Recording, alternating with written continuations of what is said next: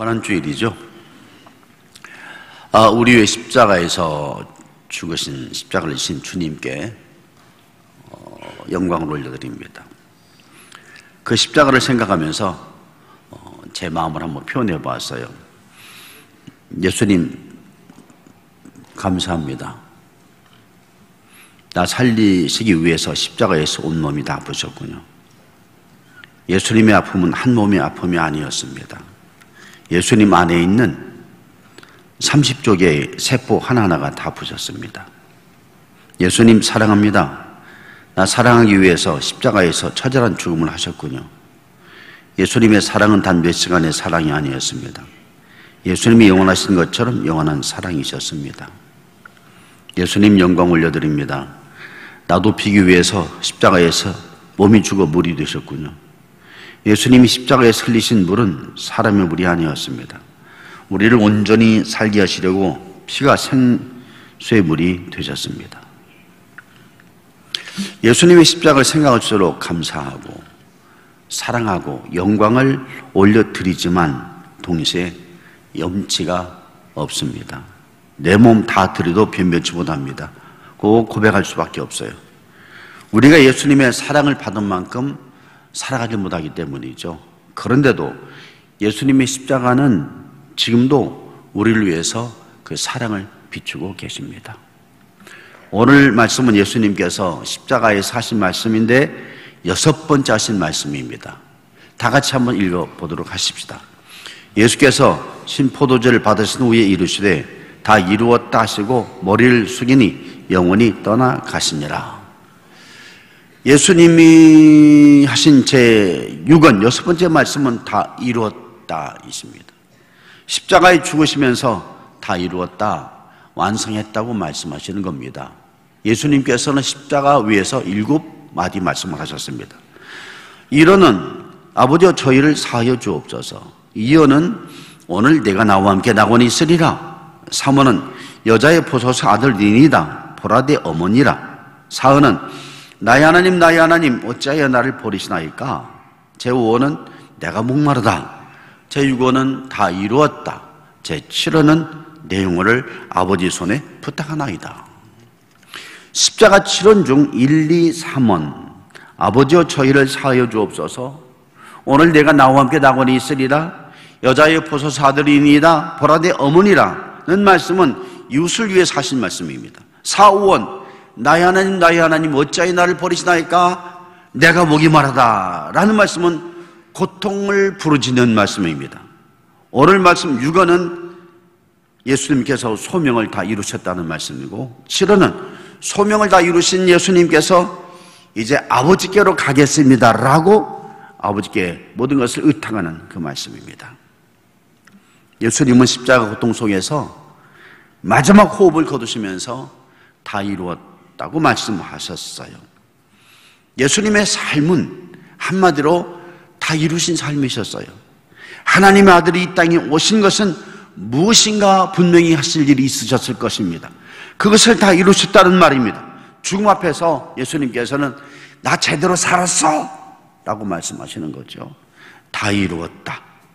마지막 호흡을 거두시면서 잘 살았다, 감사하다, 보람있다, 감동적이다, 훌륭하다, 됐어 라고 말할 수 있는 사람이 세상에 얼마나 많겠습니까? 예수님은 됐다, 잘 살았어, 처음부터 끝까지 잘 살았어 라고 말씀하시고 운명하셨어요. 예수님의 삶을 보면 처음부터 마지막까지 다 귀하셨어요. 예수님은 처음도 참 예쁘셨어요. 날 그 위에 누이셨지만 천사들이 그 아름다운 모습을 보고 찬양을 올려드렸습니다. 들의 목자들이, 동방박사들이 예수님의 아름다운 모습을 보고 놀랐습니다. 예수님을 보는 사람들은 다 놀랐어요. 예수님은 사론의 꽃이셨어요. 사론의 꽃 예수, 제가 좋아하는 찬송 가운데 하나죠. 이런 찬송이죠. 샤론의 꽃 예수 나의 마음에 거룩하고 아름답게 비소서. 내 생명의 참 사랑의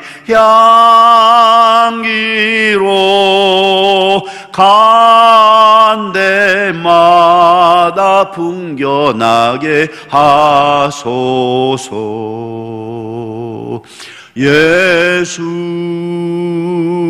샤론의 꽃 나의 맘의 사랑으로 비소서. 네, 참 좋은 찬양이죠. 예수님은 어릴 적부터 샤론의 꽃이셨어요. 예쁘셨어요. 예수님은 그 생애도 놀라우셨어요. 병든 자와 죽은 자를 살리셨어요. 낫고 천한 자들의 친구가 되셨습니다. 죽음과 부활과 천국을 말씀하셨고요. 예수님의 가르침을 듣는 무리들은 배가 고픈 줄을 몰랐어요. 예수님은 마지막도 영광스러우셨습니다. 구차스럽게 마지막을 보내지 않으셨어요. 십자가를 지시려고 당당히 예루살렘 성에 입성하셨어요. 고통 속에서도 십자가를 아버지 뜻에 맡기셨어요. 예수님을 잡으러 온 로마 병정 앞에 당당히 나가셨어요. 그리고 십자가에도 마지막까지 이웃을 사랑하시고 다 이루었다라고 말씀하셨습니다. 어떻게 이런 길을 갈 수가 있을까요?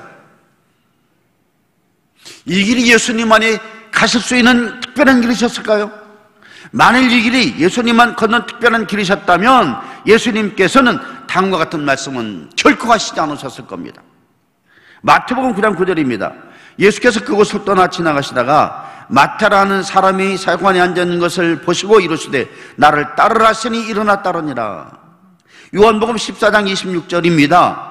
보이사 곧 아버지께서 내 이름으로 보내실 성령 그가 너희에게 모든 것을 가르치고 내가 너희에게 말한 모든 것을 생각나게 하리라. 사도행전 1장 8절입니다. 오직 성령이 너희에게 임하시면 너희가 권능을 받고 예루살렘과 온 유대와 사마리아와 땅끝까지 이르러 내 증인이 되리라 하시니라. 예수님이 가신 길은 특별히 신으로 사신 분들만 가시는 그런 길은 아니었어요. 예수님은 신이시면서 동시에 인간이셨습니다. 예수님이 인간이셨다는 것은 우리도 예수님처럼 살 수가 있다는 말이죠. 우리도 예수님처럼 살도록 하시기 위해서 예수님께서 이 땅에 오셨고 우리에게 따르라 말씀하셨고 성령을 보내주셨고 그리고 능력을 보내주셨습니다. 예수님의 길은 신만이 가는 길이 아니라 우리도 얼마든지 갈 수 있는 길입니다. 그렇다면 우리 한번 그 길을 가야 되지 않겠어요? 한 번밖에 살 수 없는 인생이라면, 주님께서 성령까지 보내주셨다면, 주님께서 나를 따르라고 하셨다면, 십자가 위에서까지 완성된 삶을 사시면서 우리에게 그 모습을 보여주셨다면, 그 멋진 길, 그 아름다운 길, 그 특별한 길, 그 복된 길을 우리도 한번 가야 되지 않겠습니까? 그게 우리가 사는 이유가 아니겠어요? 내 인생길을 다 달려가면서 내 형편은 어떻든지 마지막 호흡을 거두면서 됐어, 행복했어, 감사했어, 잘 살았어 라는 예수님처럼 유종의 미를 거둬야 하는 것이 아닐까요? 그것이 십자가의 의미가 아니겠어요? 그러면 그 길을 어떻게 걸어가야 되겠어요? 첫째는 계속 내려가기를 배우고 해야 됩니다. 예수님의 삶은 내려감으로 시작이 되었어요. 십자가는 내려감의 크라이막스입니다. 빌립보서 2장 6절에서 8절입니다. 그는 그분 하나님의 본체시나 하나님과 동등됨을 취할 것으로 여기지 아니하시고 오히려 자기를 비워 종의 형체를 가지고 사람들과 같이 되셨고 사람의 모양으로 나타나사 자기를 낮추시고 죽기까지 복종하셨으니 그 십자가에 죽으십니다. 예수님은 내려가기를 먼저 배우셨습니다. 세속적인 사람은 올라가는 것을 먼저 하죠. 이스라엘 역사 가운데 가장 어두운 시기는 사사기 시대입니다. 그때 특징 중 하나가 사람들이 다 자기 소견대로 했다고 했습니다. 자기 하고 싶은 대로 고개를 들고 지르고 싶은 대로 다 지르며 살았다는 겁니다. 예수님의 모습은 낮아지기입니다. 산상수훈 첫 번째, 심령이 가난한 자는 복이 있나니 천국이 저희 것이라고 말했어요. 시편 1편에서도 복이 있는 사람은 시냇가에 심은 나무라고 말씀을 했습니다. 시냇가에 심은 나무는 시냇물에게 이렇게 말했을 거예요. 시냇물아, 난 너 없이 못 살아. 난 내 곁을 떠나지 않을 거야. 난 내 곁을 결코 떠나지 않을 거야. 겸손한 사람은 의존적인 사람입니다. 하나님 의존하고 독불장군이 아닙니다. 나에게는 네가 필요하고 너에겐 내가 필요한 줄 알아서 그렇게 살아가는 사람. 그게 십자가를 완성시키는 사람입니다. 둘째는 고난의 터널을 통과해야 됩니다. 예수님께서 십자가에서 부르짖던 절규가 있어요. 나의 하나님, 나의 하나님, 어찌하여 나를 버리십니까? 아, 내가 목이 마르다. 이사야 53장 5절에도 말씀하고 있어요. 그가 찔림은 우리의 허물 때문이요 그가 상함은 우리의 죄악 때문이라. 그가 징계를 받음으로 우리가 평화를 누리고 그가 채찍이 맞음으로 우리의 나음을 입었도다. 예수님의 삶은 고난의 삶이었어요. 계속 고난의 터널을 지나가시는 거죠. 세상의 터널이 아무리 길어도 30분 이상 가지를 않습니다. 그러나 예수님의 고난의 터널은 33년 가냐는 고난의 터널을 지나가셨어요. 그런 고난의 터널을 지나가시면서도 예수님은 단 한 번도 불평하지 않으셨습니다. 우리는 왜 나만 겪는 고난이냐고 원망해서는 안 됩니다. 예수님께서도 33년 동안 고난을 겪으셨다면 고난이 당연한 것으로 여겨야 됩니다. 여러분, 찾아오는 고난을 튕겨내지 마십시오. 고난을 튕겨낸다고 해서 고난이 튕겨나가는 것 아닙니다. 오히려 튕겨내면 튕겨낼수록 고난이 더 달라붙어서 우리가 사나운 사람, 미운 사람, 분노하는 사람, 억지의 사람이 되는 거죠. 고난이 오면은 기도하시고 예배 자리를 찾으시고 말씀을 묵상하시면서 하나님, 제게 고난이 찾아왔군요. 불평하지 말게 해주십시오. 이것을 받아들이게 해주십시오. 그리고 하나님, 감당하게 해주시고 이 고난을 통해서 하나님이 말씀하시는 교훈을 얻게 해주십시오.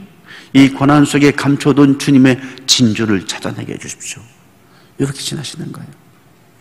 셋째는 날마다 새로운 시작을 해야 됩니다. 예수님께서 다 이루셨다고 하셨어요. 그러나 그 일이 끝이 아니었습니다.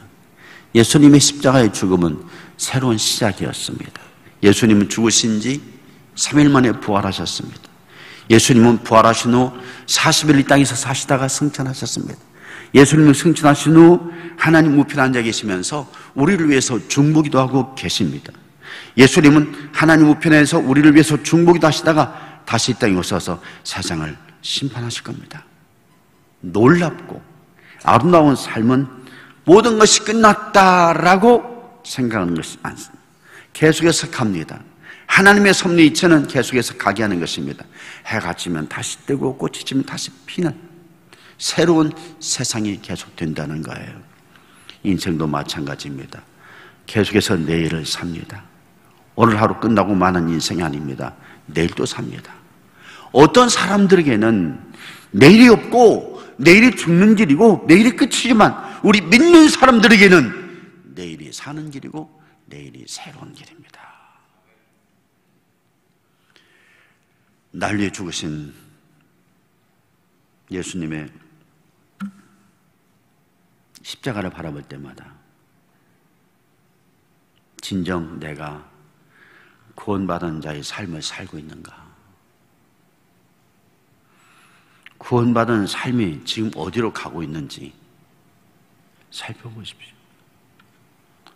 한 주간 특별 새벽 기도를 합니다. 이번에는 꼭 나오십시오. 차량 운행 다 해드립니다. 기도할 제목도 많잖아요. 항전직 선고도 있고 청민을 위한 기도도 있고 코로나19로 인한 코로나19 때문에 서로 상처를 주고 마음들이 아파요. 있잖아요. 그래서 십자가가 있어요. 그 십자가를 바라보시면서 더욱더 내려놓으십시오. 더 겸손히 예수님의 십자가를 배우십시오. 십자가를 바라보시면서 찾아온 고난의 터널을 끝까지 잘 통과하십시오. 고난 속에서 주시는 복음을 찾아보십시오. 십자가를 바라볼 때마다 고난을 넘어 새로운 일을 기대하십시오. 나를 새롭게 하시는 예수 그리스도의 십자가를 바라보시고 새롭게 된 나의 인생, 거듭난 나의 인생, 하나님의 자녀가 된 나의 인생을 완성시켜 나가시는 여러분 되시기를 주의 이름으로 축원합니다.